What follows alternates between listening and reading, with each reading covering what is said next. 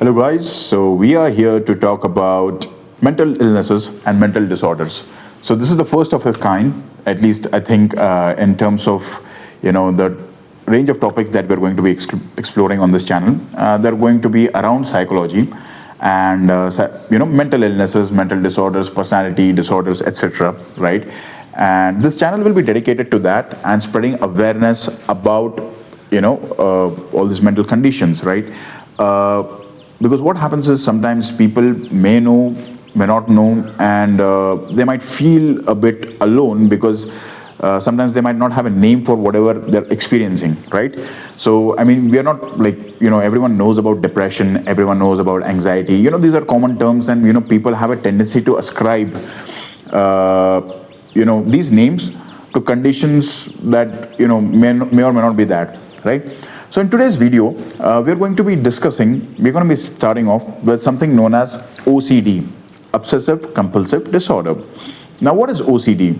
Now, you might have heard a lot of your friends say that, oh, I have OCD about cleanliness, I have OCD about arranging a certain things, I have OCD about, it could be any bizarre quirk that they might have, right? But what exactly is OCD?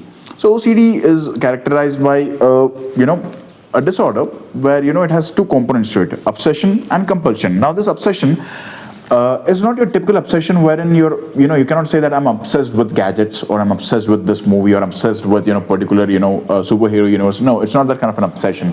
This obsession is about an irrational or uninvited thought. Like, for example, what is the worst thing that you can think of? Something that induces a lot of unpleasantness or discomfort in your head. Think about it. I'll give you 5 seconds. Have you thought about it?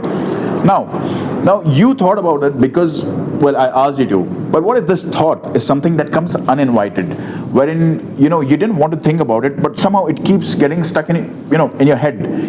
It's like a loop. You don't want to think about it, but you end up thinking about it. It's like the paradox, right? The less you try to think about something, if you're not trying to think about something, you inevitably end up thinking about that, right? For example, if there is a particular thought that causes a lot of distress. For example, you have a weird obsessive thought about somebody close in your family dying, which is very common in the people in the community where people suffer from OCD, right?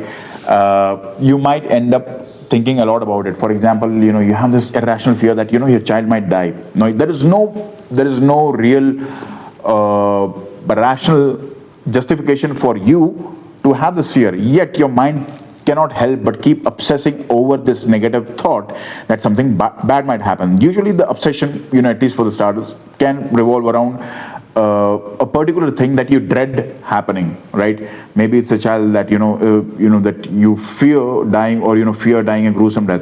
I know this could be a bit hard for a lot of viewers, but this in fact is the truth about OCD. Now, what happens is this becomes your obsession, something irrational, some irrational thought that you cannot help but control.